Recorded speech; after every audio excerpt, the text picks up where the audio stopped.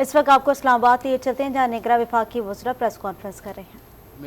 And I'm sure pretty much every foreign journalist knows her because she has been providing that facilitation. I'm accompanied by Ms. Baloch, spokesperson of the Ministry of Foreign Affairs, as well as we have representatives of Election Commission of Pakistan, as well as Interior Ministry.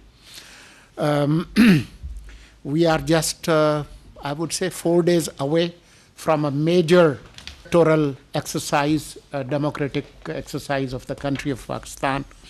When we begin our journey, when the first adult franchise elections were held 53 years back on December 7, 1970, we have been holding these elections in different circumstances.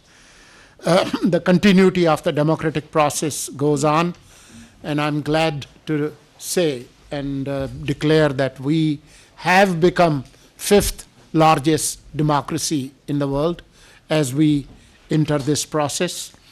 336 total National Assembly seats are up for grab. We have 266 National Assembly seats that would be contested. There are a lot of details about this exercise. I think it's 128.6 million voters will be exercising their right to vote. 4 provincial assemblies and the National Assembly. So we wanted to welcome you all and assure you that we have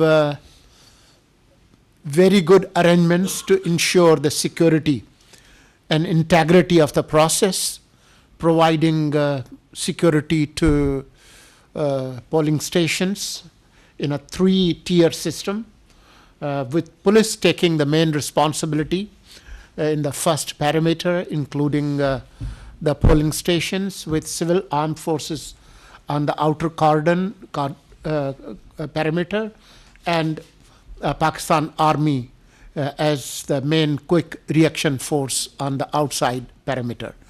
So we have more than ample resources available to ensure peaceful, free and fair elections on Thursday, February 8. There have been speculations in the past about the possibility of elections, at times about severity of the weather, sometimes about security, sometimes about even Iran-Pakistan skirmish that we experienced last month. But we have been consistent. Caretaker government has been consistent from the day one.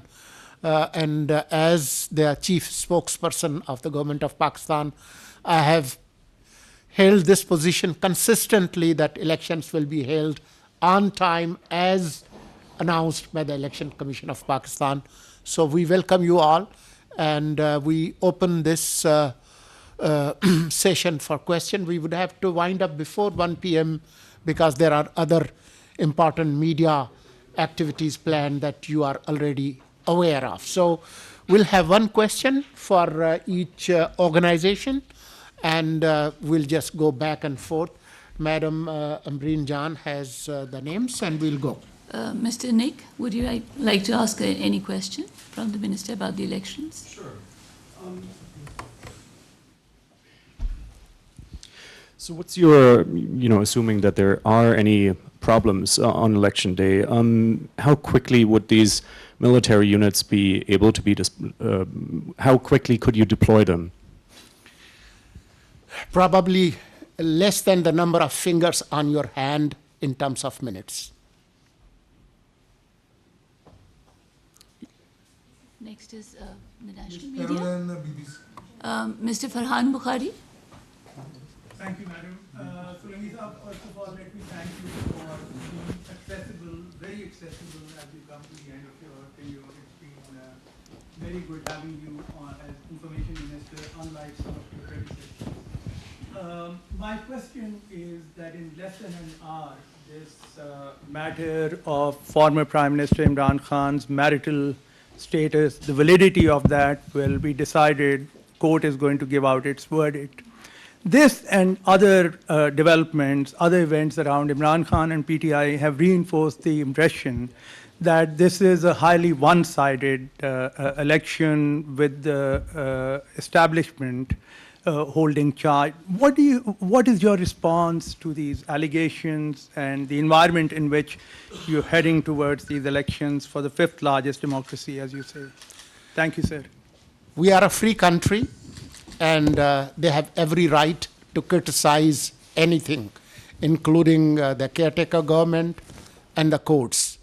Media is free. They have been venting their dissent, and they have every right to criticize any judgment of the court. As far as the verdicts of courts are concerned, the caretaker government has no comment about those verdicts. We do not control the courts. And the establishment's rule? We represent the caretaker government of Pakistan that's put in place legally and constitutionally. Mr. Afzal Raza, would you like to ask any question? Thank you, Mr. Minister. I want to ask,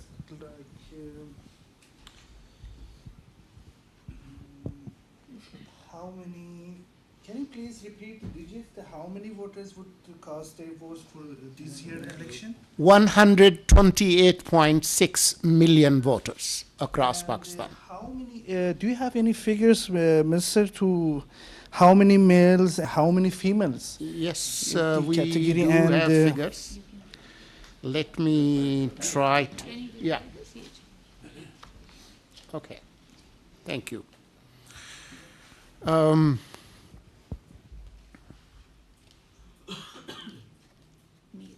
That's the percentage. Okay.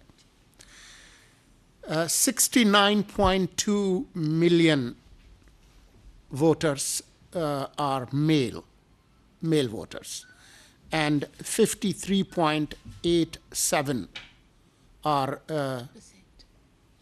no, that's the percentage. I'm sorry, 59.3 million female voters.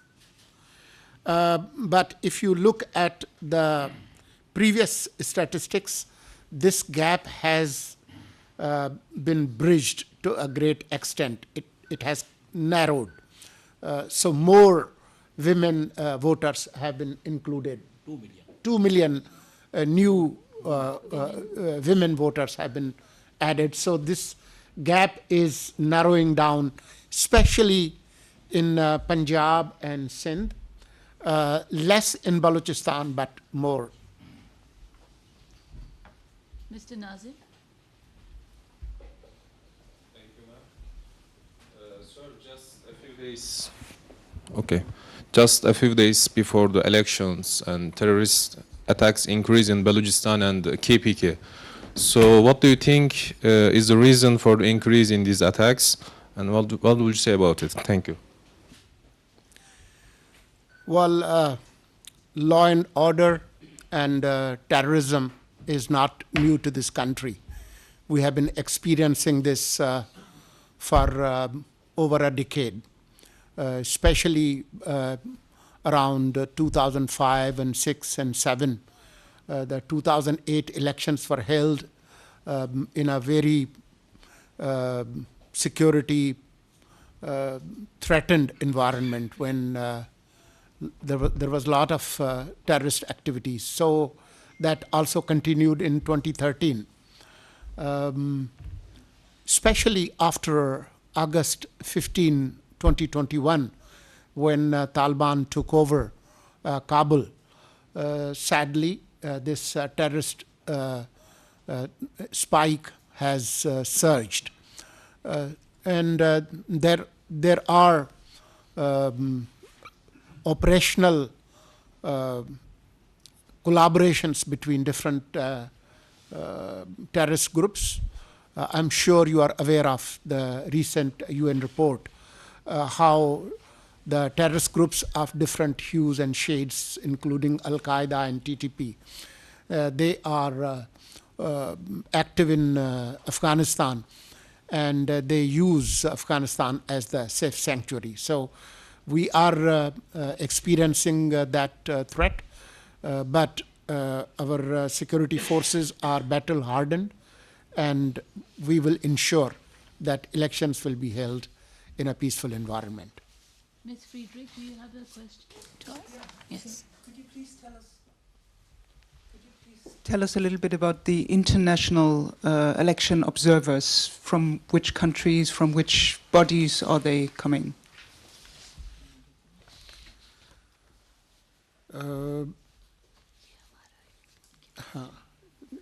Do you have the figures of the foreign observers? I have.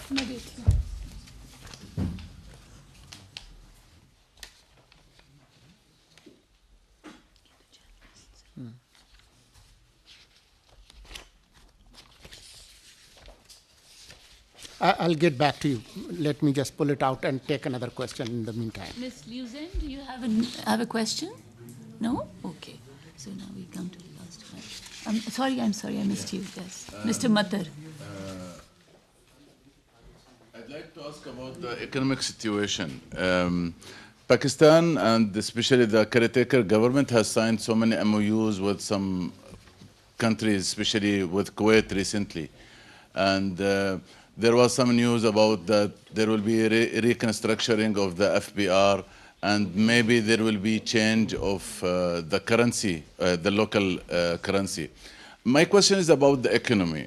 Whether this election, in a way or another, the result of this election will affect Pakistan's relation with, for example, the Gulf countries, will improve the economic situation. What is the fate of those MOUs signed during the caretaker government, especially with Kuwait? The economic initiatives that took place during caretaker government were taken in the background of SIFC, Special Investment Facilitation Council, and that was approved by the outgoing parliament. So it has the cover of the parliament, and the same political forces would return in the parliament with whatever ratio people decide in terms of their priority.